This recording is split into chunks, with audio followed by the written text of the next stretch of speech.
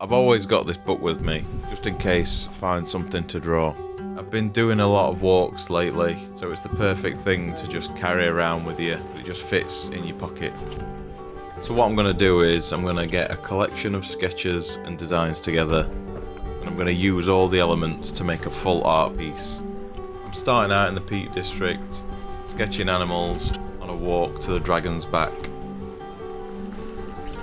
Once the sketches are done, I can scan them in and then using my Wacom tablet, put them into Illustrator for inking and then Photoshop for colouring.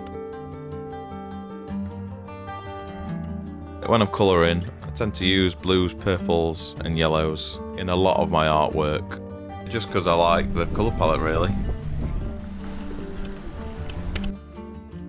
Going back to the walk, bumped into loads of sheep, so it just seemed like a perfect opportunity to draw my next animal.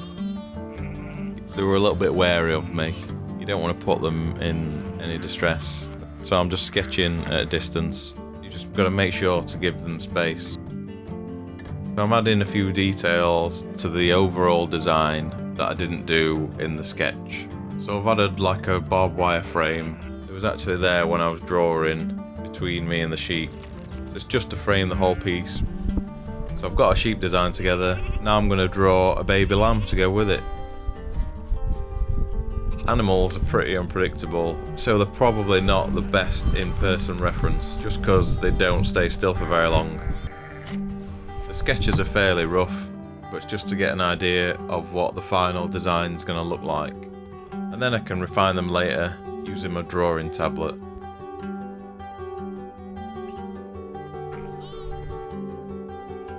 These chickens wouldn't stay still. They were a bit curious, but they didn't stay around for very long. They probably thought I'd got some food. So the point of all this is to do quick sketches in person without relying on photos for reference. You just never know what you're going to run into. So there's that level of spontaneity. It just feels like there's a bit more meaning behind the art itself. Same thing as I did with the sheep barbed wire, I'm using the chicken wire to frame the chicken drawing. So I managed to see some cows. They were loose and some of them had made their way onto the walking path. So I'm a bit wary just because they're a little bit more unpredictable than the other animals. They were fine, they weren't bothered, they're just munching on the grass.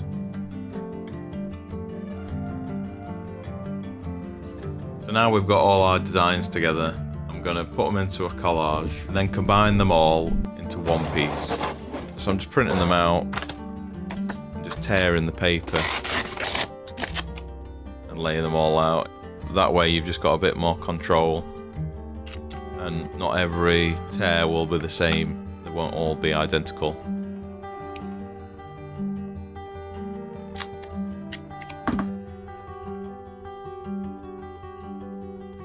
So there's the final piece, and it all started with just a few sketches.